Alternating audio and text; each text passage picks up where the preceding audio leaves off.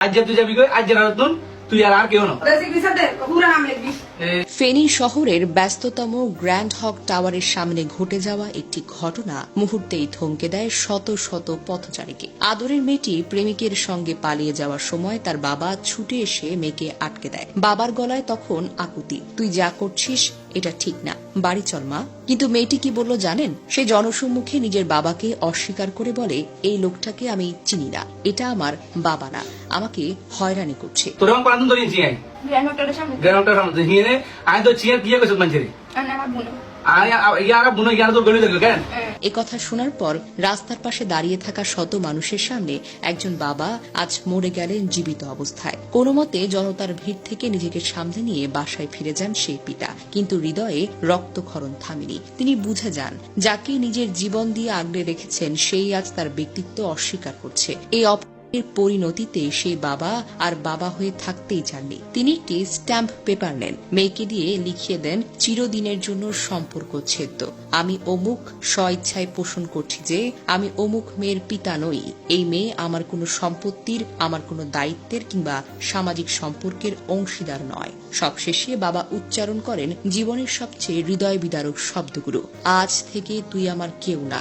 জন্ম দিয়েছিলাম ঠিকই, কিন্তু এত বড় বেঈমান আমি জন্ম দেইনি। আর মেয়েটির প্রতিক্রিয়া, ঠিক আছে, না কোনো কষ্ট, না কোনো অনুশোচনা, না কোনো কান্না, যেন কিছুই হয়নি। প্রেম করো, তাতে সমস্যা নেই, কিন্তু মা বাবার সম্মান পায়ের নিচে ফেলে কোনো প্রেমই আশীর্বাদ হতে পারে না। আর যদি এই মেয়েটি কেঁদেও ফিরে আসতে চায়, সে হয়তো আর ফিরে পাবে না সেই বাবার নির্ভেজাল ভালোবাসা। কারণ বিশ্বাস একবার ভাঙলে সম্পর্ক নাই, আত্মাটাও ভেঙে যায়। এক সময় ছিল যখন সন্তানরা বাবা মাকে মাথায় মুকুট মনে করত, কিন্তু আজ প্রেম, freedom R love is love এর নামে অনেক তরুণ তরুণী নিজেদের মা বাবার সম্মান, ভালোবাসা আর আত্মত্যাগকে থুতু দিয়ে চলছে। এই ভাইরাল সংস্কৃতি, এই মেকি ভালোবাসার নামে আজ কত মা বাবা চোখের জলে বুক ভাসাচ্ছে। সন্তান জন্ম দিলেই সে যে সন্তান থাকবে, এই ধারণাটা আজ ভুল প্রমাণিত হয়েছে। হাই প্রেম, সেই বাবা হয়তো নিজের জন্য নতুন জামা কিনে নিয়ে মেয়ের ফর্ম ফিলাপের টাকা জোগাড় করতে গিয়ে ঈদের দিনে নিজের পছন্দের খাবার না খেয়ে মেয়েকে খাইয়ে দিয়েছে। রাতে ঘুম না করে পরীক্ষার আগের রাতে আলোর পাশে বসেছিল, কোনোদিন অভিযোগ করেনি। আজ সেই বাবা জনসম্মুখে হয়রানির শিকার হয়ে গেল। এই মেয়ের প্রতি ধিক্কার আমাদের সকলের। এই প্রেম ভালোবাসার প্রতি ধিক্কার, যে প্রেম পরিবারকে অসম্মান করে। এখন প্রশ্ন সমাজের কাছে, আমরা কি এই তরুণ প্রজন্মকে স্বাধীনতার নামে অশ্রদ্ধা আর বেইমানি শেখাচ্ছি?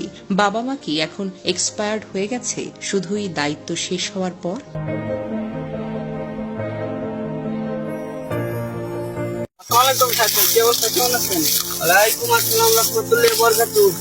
আপনারা কেমন আছেন? আপনারা হঠাৎ করে আমাদের এই দেশ গ্রামে কুশের ক্ষেতের এই যে দেখছেন, এই যে কাজ করতেছি, আপনারা হঠাৎ করে এখানে আসলাম না ভাই? আপনারা এই রোদে কেমন কি কাজ করতেছেন?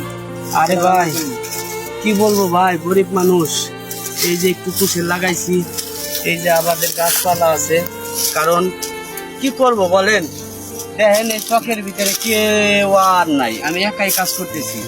কারণ পানি খান আগে, আপনারা পানি আনছেন? আলহামদুলিল্লাহ, মাশাআল্লাহ, আল্লাহ আপনাদের হায়াতে বাঁচায় রাখুক। তো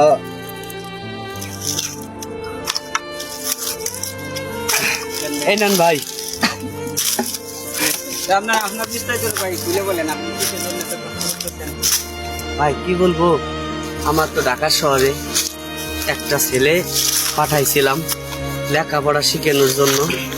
তা এই যে কৃষি আবাদ করে, এই যে দেখেন আমি একটু গ্যান্ডারি লাগাই, এই ফল পাকড়া, এই কৃষি আবাদ করে একটা ছেলে একটা মেয়ে, তার মেয়েটা ছোট, ছেলেটা বড়। তো আমি ঢাকা শহরে অনেক আশা করে পাঠাইছিলাম যে আমি কৃষি লোক, আমি যদি এই কৃষি কাজ করে আমার একটা ছেলেকে আমি ডাক্তার বানাইতে পারি কিংবা একটা ইঞ্জিনিয়ার বানাইতে পারি, একটা মানুষের ক্ষেত্রে যদি আমার ছেলেটা আসতে পারে, হয়তো নিজেকে সার্থক মনে হবি। এই চিন্তা ভাবনা করে আমি ঢাকা শহরে আমার ছেলেটাকে দিয়েছিলাম।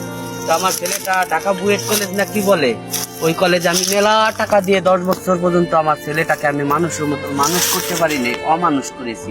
কিসের জন্য বললাম, আমার ছেলেটা আজকে দেখেন এই বউ বাচ্চা নিয়ে সে আমাদের খোঁজ খবর নেয় না, আমরা মা বাপ বুড়ো বীর কিরকম আছি সে খবরও নেয় না। এখন আমাদের তো আল্লাহ একটা পেট দিছে, আমাদের গরিবদের ক্ষুধার যন্ত্রণা আছে, তাহলে আমরা কিভাবে চলবো? সবাই চলে যেতে পারে, সবাই ছেলে সন্তান ভবিষ্যৎবাণী টাকা পয়সা আছে, আমার তো নাই। আমি এই কৃষি কাজ করে যদি আল্লাহ আমার এখানে ফসলটা দেয়, আমি যদি এই ফসলটা ভালোভাবে তুলে করতে পারি, হয়তো আমার পেটে খাবার আসবে। আর আমি যদি এখন এই রোদকে রোদ মনে কইরা আমি যদি বাড়িতে যাইয়া শুয়ে থাকি, আমারে কেউ খাইতে দিবে না। আজকে টাকা না থাকলে বাপ যেরকম ছেলের জন্য না, পয়সা না থাকলে ছেলে এরকম ঠিক বাপের জন্য না। তো আমার জীবনটা ঠিক ওরকম হয়ে গেছে, এই জন্য আমি কাজ করতেছি। তা আপনারা আসছেন, ইনশাল্লাহ আমি অনেক খুশি হয়েছি। তো আপনারা এরকম যদি আইসা আমাদের মতো নিরহ মানুষের কিছু কিছু বিস্তারিত যদি আপনারা তুলে ধরতেন দেশে, হয়তো জনস্বার্থের জন্য আমাদের এইগুলা অনেকটা মানুষ সচেতন হইতো। আর সবাইকে আমি রিকোয়েস্ট করব, প্রিয় ভাইয়েরা, আপনারা যারাই আজকে মিডিয়া আমাকে এখানে যেহেতু আমার কিছু বক্তব্য নিতেছে, তো আপনাদের কাছে আমি এইটাই কামনা করব যে কোনো ছেলে সন্তান কোনো বাপ মাকে কষ্ট দিয়ে এইভাবে ঢাকা শহরে যাইয়া বুড়ো বাপ মা, বৃদ্ধ বাপ মাকে কেউ অবহেলা করবেন না। আপনি মনে রাখবেন, আপনার এই বাপ মাই একদিন এই কৃষি কাজ করে আপনাকে ঢাকা শহরের উঁচু বিল্ডিং এ পাঠাইছে, এসির নিচে আপনাকে হাওয়া খাওয়াইছে, একমাত্র এই বুড়ো বাপটাই খেতে খেতে। সে বাপ মাকে কষ্ট দিলে আপনার জান্নাত হারাম হয়ে যাবে। তাই আমি প্রত্যেকটা মানুষের প্রতি আন্তরিক ভাবে অভিনন্দন জানাচ্ছি, আপনারা কেউ এই ভুলটা করবেন না। জি ভাই, আপনার কথাগুলো শুনে ভালো লাগলো। অবশ্যই আসসালামু আলাইকুম, আশা করি ভালো থাকবেন। আমার কোনো ভুল টুল হলে মাফ করে দিবেন।